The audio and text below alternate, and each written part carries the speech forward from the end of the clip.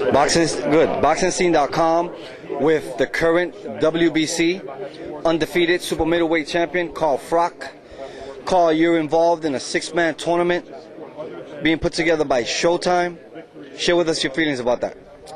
This tournament that I'm taking place in is a fantastic concept and something I'm looking forward to being involved in. The sooner the fights start, the better as far as I'm concerned, because I think it's going to set the world of boxing alight. Out of the 5 other fighters, you're familiar with one in Jermaine Taylor, having stopped them in a spectacular war in the 12th round. What do you know about the other fighters, and which one stands out to you?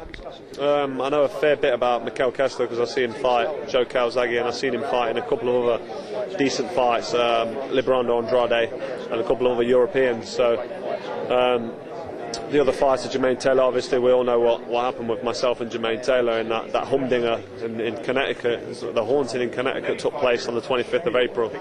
And then we've got Arthur Abraham, who's a dominant force at middleweight. There's going to be question marks around his ability to try and dominate the super middleweight division, because it's a whole new weight division for him. But many fighters go up with success in different weights. And then you've got 2 young fighters coming through, Andre Dirrell and Andre Ward, both Olympians. And they're pretty much untested at this level, an elite level of world championship boxing. So we're going to learn a lot about each and every fighter in this tournament. Speaking of Andre Dirrell and being untested, he is your first opponent. What do you really know about Andre Dirrell? Not a great deal, to be honest. I've watched 1 round of him fight, but I'm not one for studying fighters. I won't sit for hours through tapes watching fighters. My promoter, Mick Hennessy, he sent me a couple of DVDs of Andre Dirrell's recent fights, and I turned it on and I watched 1 round, and I turned it off because I was busy. I needed to go and eat, so I'm not that interested in watching what he's got. And from that 1 round of the fight, I learned that he's got fast hands. He's not a big puncher, and he's quite skillful. He's a switch hitter. He's leery. He appears to be confident, but when I take him into the trenches and give him some of that guerrilla warfare that I bring to the table, we're gonna learn a lot about him.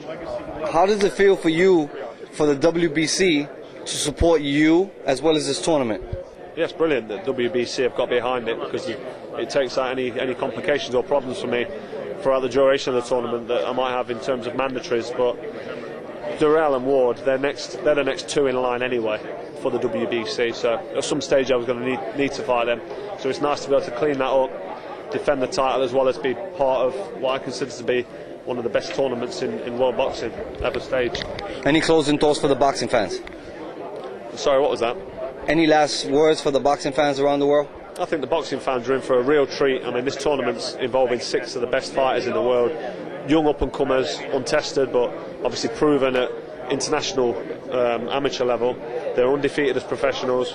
Myself and Mikel Kessler, both world champions. Arthur Abraham, a world champion, and Jermaine Taylor.